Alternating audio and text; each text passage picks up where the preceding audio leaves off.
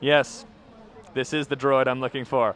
I'm Tim Dowd, and I'm here at New York Comic-Con, and I'm here with John Stokes, creator, operator, owner of this particular R2 unit.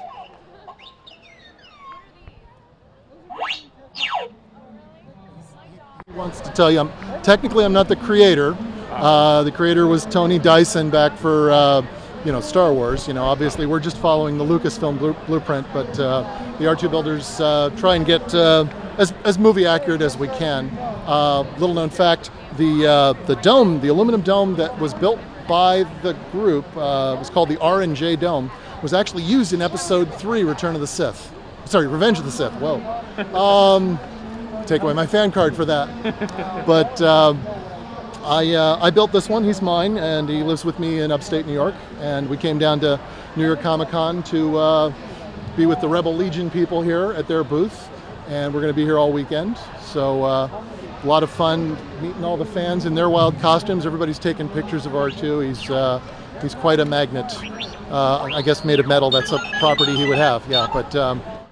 Now, is there any way for anyone at home, any Star Wars fan, to be able to acquire his own R2 unit? Absolutely, absolutely. The R2 Builders Group at Yahoo or their sister website astromech.net have all the blueprints you'd need, how to do it. There's, if you're anywhere in the country, anywhere in the world really, there's probably someone within 40 miles of you who's trying this. We have members all over the globe. I think they said the Yahoo group has something like 10,000 members, and if you figure even 60% of those are looky-loos, that's still a heck of a lot of people who are interested in building an R2. Now, if for the person who is thinking about building an R2 unit, not saying that I'm one of them, right, but in theory, if someone was considering it, how much money would one expect to pay to put it together?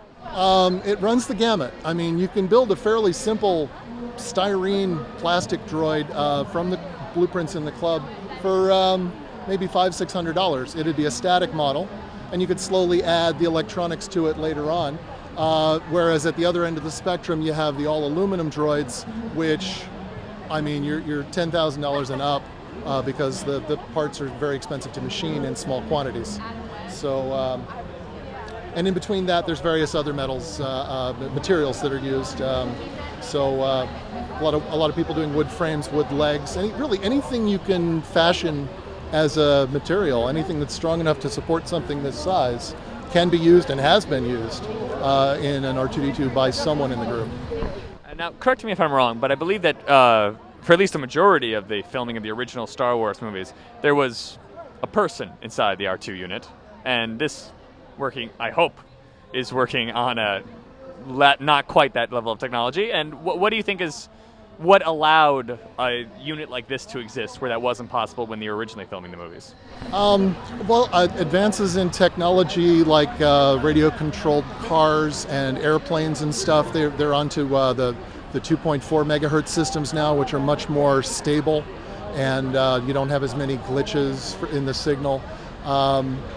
Better batteries also out of the hobby groups, and I suppose the people building electric cars had something to do with that. But I stick with the hobby people. I don't know much about the cars, but. Now you mentioned building electric. Is that a hobby of yours that you built radioactive cars on your own, and this is what came out of that? Radio controlled cars. Yeah, I say radioactive cars. I come at it from a standpoint of a radio controlled car enthusiast and a puppeteer. Whereas there are other people who really want these to be fully functioning robots, and again, that's going to make the droid a little more pricey. My R2 here's got the basic functions. The dome turns, he lights up, he moves, and he's in a permanent 3-leg mode. There are people who've done the 2-leg to 3-leg conversion, which is quite impressive to see, but a little horrifying because it always feels like he's going to tip over.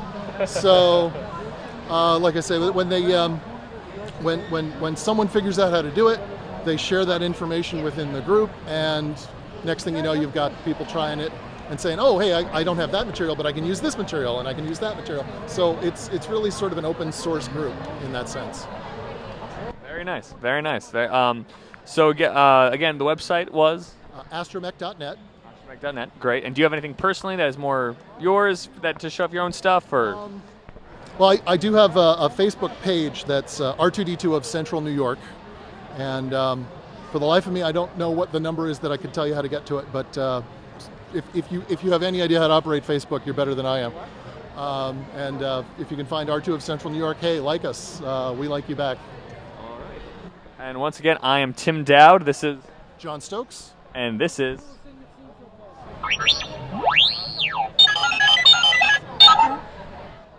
and we are on the take.